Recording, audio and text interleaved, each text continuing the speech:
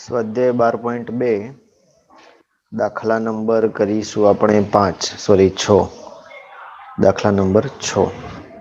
તો શું કીધું છે એમાં? તો એક રફ આકૃતિ દોરીએ। 15 સેમી ત્રિજ્યા વર્તુળની જીવા કેન્દ્ર આગળ 60 નો ખૂણો બનાવે છે। તો પાંચમા દાખલામાં જે 21 સેમી ત્રિજ્યા આપી તેની જગ્યાએ અહીંયા 15 સેમી ત્રિજ્યા આપી। તો આપણે એક રફ ડાયાગ્રામ બનાવીએ। આ વર્તુળ કે જેની ત્રિજ્યા છે 15, આ બાજુ પણ એની આ ત્રિજ્યા 15 અને કેન્દ્ર આગળ 60 નો ખૂણો બનાવતી જીવા। આ કેન્દ્ર આગળ 60 નો ખૂણો બનાવ્યો, કેન્દ્ર કહીએ O, જીવાનું નામ આપીએ AB, એટલે OA અને OB એની ત્રિજ્યા થઈ, કેન્દ્ર આગળ આંતરેલો ખૂણો 60 થયો। O માંથી જીવા AB ઉપર દોરેલો લંબ OM લઈએ એટલે M 90 થશે અને AOM નું માપ 30 થશે। કાલે આપણે વાત કરી હતી કે 60 ખૂણો હશે તો 30 ના ભાગ થશે, 120 હશે તો 60 ના ભાગ થશે। તો અહીંયા પ્રશ્ન છે કે લઘુ વૃત્તખંડ અને ગુરુ વૃત્તખંડનું ક્ષેત્રફળ શોધો। અહીંયા પાઈની કિંમત 3.14 લેવાની છે અને √3 ની કિંમત 1.73 લેવાની છે। એટલે ગણતરી દરમિયાન વચ્ચે આપણે √3 આવશે, એની કિંમત આપણે 1.73 લઈશું। તો સૌથી પહેલા વૃત્તખંડ લઘુ વૃત્તખંડનું ક્ષેત્રફળ શોધવાના 3 સ્ટેપ। પહેલું સ્ટેપ વૃતાંશનું ક્ષેત્રફળ શોધવાનું, બીજું સ્ટેપ ત્રિકોણનું ક્ષેત્રફળ શોધવાનું અને ત્રીજું સ્ટેપ વૃતાંશમાંથી ત્રિકોણ માઇનસ કરવાનું। તો સૌથી પહેલા વૃતાંશનું ક્ષેત્રફળ। તો અહીંયા લઘુ ચાપ ઉપર કોઈ એક બિંદુ P લઈ લઈએ। તો લખીએ આપણે P એ લઘુ ચાપ AB પરનું બિંદુ છે, માટે લઘુ વૃતાંશ OAPB નું ક્ષેત્રફળ બરાબર πr²θ/360। તો 3.14 r² એટલે 15 ગુણ્યા 15, થીટા કેટલા છે 60 અને છેદમાં 360।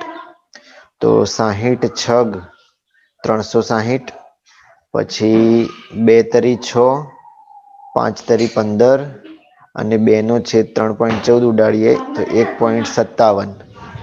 તો આપણે ગણતરી કરીશું 1.57 ગુણ્યા 15 ગુણ્યા 5, બરાબર, અને એની ગણતરી કરીને એટલા સેમી સ્ક્વેર એટલા મળશે આપણને વૃતાંશનું ક્ષેત્રફળ 117.75। ઓકે,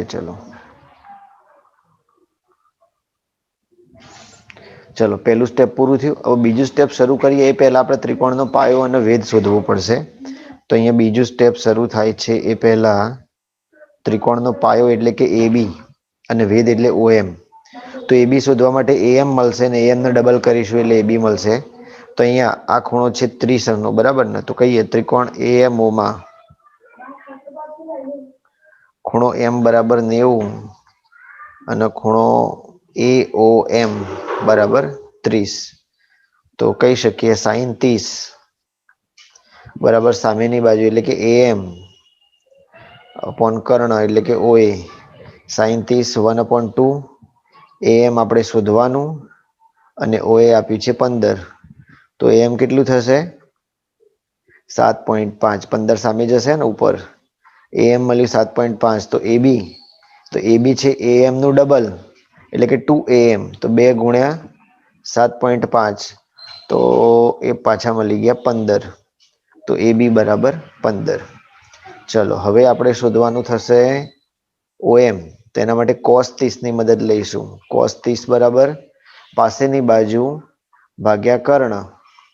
ચલો cos 30 કેટલા √3/2।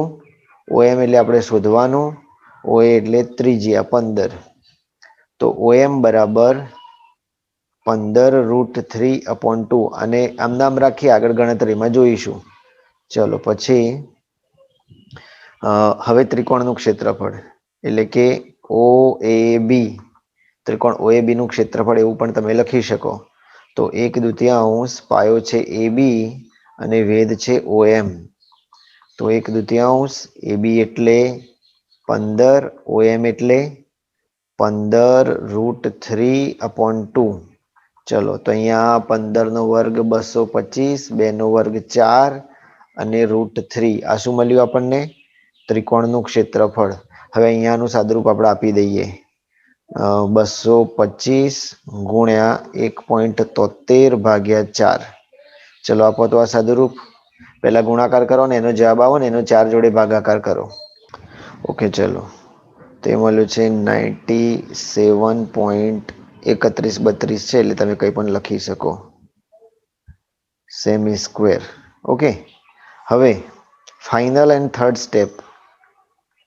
વૃત્તખંડનું લઘુ વૃત્તખંડનું ક્ષેત્રફળ બરાબર લઘુ વૃતાંશ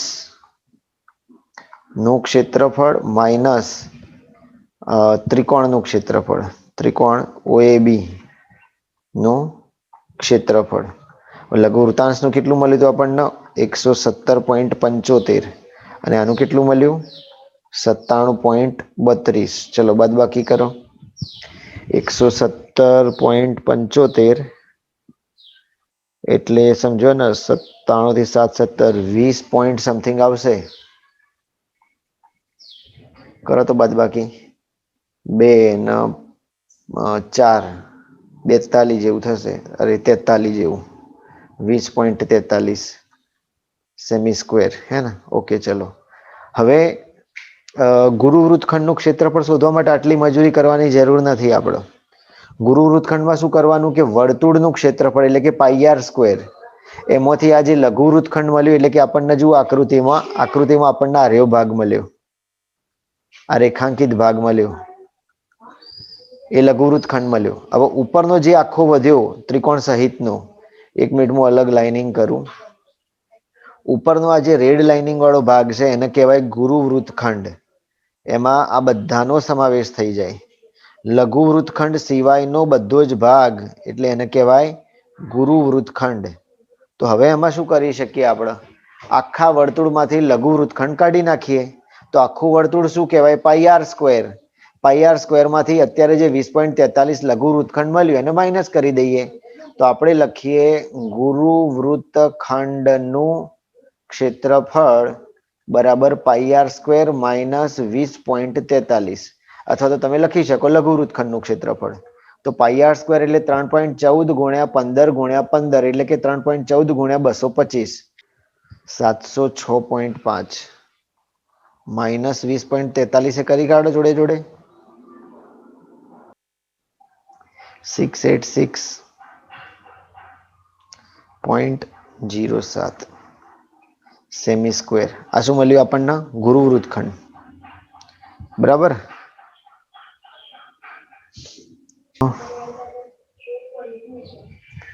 તો હવે એના પછીનો દાખલો જોઈએ. એના જેવો જ દાખલો છે પણ અહીંયા ગણીએ આપણે, તમારે પ્રેક્ટિસ થાય. અહીંયા ખૂણો આપણને 120 કીધો છે. તો 120 ખૂણો કીધો એટલે તમારે 60 ના ભાગ પડશે. બરાબર. ચલો તો જોઈએ અહીંયા. અરે ચલો આ જીવા, આ કેન્દ્ર, આ ત્રિજ્યા 12, આ ત્રિજ્યા 12, કેન્દ્ર આગળનો ખૂણો 120, જીવા એ બી કહીએ, કેન્દ્ર ઓ કહીએ.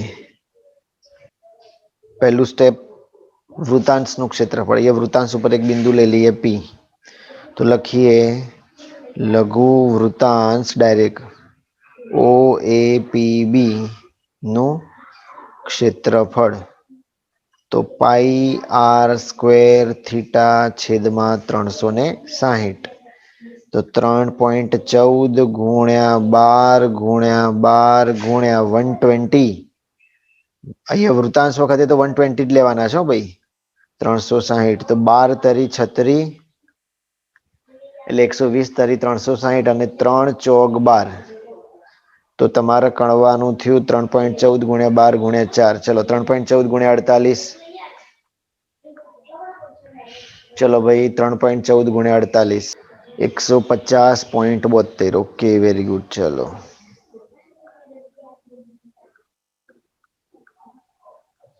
ચલો એક કામ પૂરું થયું. હવે ત્રિકોણનું શરૂ કરીએ પહેલા આપણે પાયોનો વેધ શોધવાનું થશે. બરાબર. તો પાયોનો વેધ શોધવા માટે આપણે ત્રિકોણમિતિની મદદ લઈશું. તો આ ઓએમ એનો વેધ. તો શું કહીશું આપણે કે ભાઈ ઓએમ એ AB પરનો વેધ છે, OM એ AB પરનો વેધ છે, માટે ત્રિકોણ AMO માં M બરાબર 90 અને AOM બરાબર 60, કારણ કે ટોટલ ખૂણો 120 છે અને 120 ના બે સરખા ભાગ થયા OM વડે, એટલે બંને બાજુના ખૂણા 60-60 ના થયા. તો હવે આપણે કહીશું કે sin 60, તો સામેની બાજુ AM ભાગ્યા કર્ણ OA. sin 60 કેટલા? √3/2. AM કેટલા શોધવાના અને OA નું માપ છે 12, તો AM બરાબર 12√3/2. તો ફાઇનલી AM બરાબર 6√3. હવે AB કેટલા? તો 2AM. સેમ ટુ સેમ પેલાના જેવું છે, ખાલી ત્રિજ્યા અને ખૂણો બદલ્યો છે ભાઈ. ચલો તો અહીંયા 2 ગુણ્યા 6√3 એટલે કે 12√3. આ મળી ગયું AB. ચલો હવે OM શોધવા માટે cos ની મદદ લઈશું. તો cos 60 બરાબર પાસેની બાજુ ભાગ્યા કર્ણ એટલે કે OA. હવે cos 60 1/2. OM આપણે શોધવાનું અને OA નું માપ છે 12. તો 12 સામે ઉપર જશે તો OM બરાબર કેટલા મળ્યા? 6 સેમી અને આ રહ્યા છે 12√3 સેમી. ચલો હવે ત્રિકોણનું ક્ષેત્રફળ શોધવા માટે પાયો અને વેધ શોધાઈ ગયા. હવે આવશે ત્રિકોણનું ક્ષેત્રફળ. તો લખીએ ત્રિકોણ OAB નું ક્ષેત્રફળ. ચલો તો 1/2 પાયો ગુણ્યા વેધ. તો 1/2 પાયો છે 12√3 AB નું માપ અને વેધ છે 6. તો અહીંયા 2 તરી 6, 12 તરી 36√3. હવે એમાં √3 ની આપણે કિંમત મૂકીએ 1.73, બરાબર? એટલે કેટલા થશે? 36 ગુણ્યા 1.73 સેમી સ્ક્વેર. ચલો ગુણાકાર કરો. 62.28. ઓકે, 62.28. ચલો સરસ. ત્રિકોણનું શોધી કાઢ્યું. હવે શું આયા આપણે? લઘુ વૃત્તખંડનું ક્ષેત્રફળ. લઘુ વૃત્તખંડનું ક્ષેત્રફળ. તો લઘુ વૃતાંશ નું ક્ષેત્રફળ માઇનસ ત્રિકોણ OAB નું ક્ષેત્રફળ. તો લઘુ વૃતાંશનું કેટલું છે ભાઈ? આગળ શોધ્યું 150.72 અને ત્રિકોણનું 62.28. ચલો બાદબાકી કરો. ઓકે, હા, તો આ મળી ગયું લઘુ વૃત્તખંડ. અને હવે ગુરુ વૃત્તખંડનું ક્ષેત્રફળ. ગુરુ વૃત્તખંડનું ક્ષેત્રફળ બરાબર πr² માઇનસ લઘુ વૃત્તખંડનું ક્ષેત્રફળ. તો 22/7 ગુણ્યા r² એટલે 12 ગુણ્યા 12 માઇનસ પેલું કેટલું મળ્યું? 88.44. તો 22/7 નહીં ભાઈ, એ 3.14 લઈશું આપણે. સૂચના આપેલી છે ને આપણને. તો 3.14 એટલે તમે અરે ગુણાકાર કરો. ચલો 3.14 ગુણ્યા 144 કરો એટલે થઈ જશે 3.14 ગુણ્યા 144 452.16. ઓકે, પછી બાદ બાકી કરી દો એમને. 452.16 માઇનસ 88.44 363.72 363.72 સેમી સ્ક્વેર. ઓકે, તો આ મળ્યું આપણને ગુરુ વૃત્તખંડ. પર ખીલા સાથે એટલે કે અહીંયા સમજો ખીલા સાથે એક દોરડું બાંધ્યું છે. કેટલું? 5 મીટરનું. હવે સમજો તમે કે એ 5 મીટરનું દોરડું થી ઘોડો, અહીંયા માનો કે 5 મીટરનું દોરડું હોય આવડું, બરાબર? તો આ તો માનો કે આડાવડી આપણે પડ્યું છે, પણ એને મેક્સિમમ લાંબુ કરી દઈએ અને માનો કે અહીંયા પહોંચ્યું, તો એ રીતે મેક્સિમમ આ બાજુ અહીં સુધી પહોંચશે અને આ બાજુ મેક્સિમમ અહીં સુધી પહોંચશે, બરાબર? આ રહ્યું આખું છે 15 અને એમાં 5 મીટરનું દોરડું આ રીતે એક વૃતાંશ બનાવશે, એટલે ઘોડો ઘાસ ક્યાં ચરી શકશે? એની અંદર ઘાસ ચરી શકશે, એની બહાર ઘાસ ચરી શકશે નહીં. એટલે પ્રશ્ન એવો છે કે 5 મીટર દોરડા સાથે બાંધેલો છે ઘોડો ખેતરના જેટલા ભાગમાં ચરી શકે તેનું ક્ષેત્રફળ. આપણે ડાયરેક્ટ તો કીધું જ નહીં કે લઘુવૃતાંશનું ક્ષેત્રફળ શોધો, ઇનડાયરેક્ટ કીધું. ઇનડાયરેક્ટ આપણને ત્રિજ્યા આપી દીધી. આ રહીએ કેટલી થાય? 5. ઇનડાયરેક્ટ આપણને આર્યો ખૂણો આપી દીધો. ચોરસનો ખૂણો હંમેશા કેટલો હોય? 90. તો આપણને થીટા આપી દીધું 90 અને ત્રિજ્યા આપી દીધી 5 અને વૃતાંશનું ક્ષેત્રફળ πr² થીટા અપોન 360 શોધવાનું કીધું.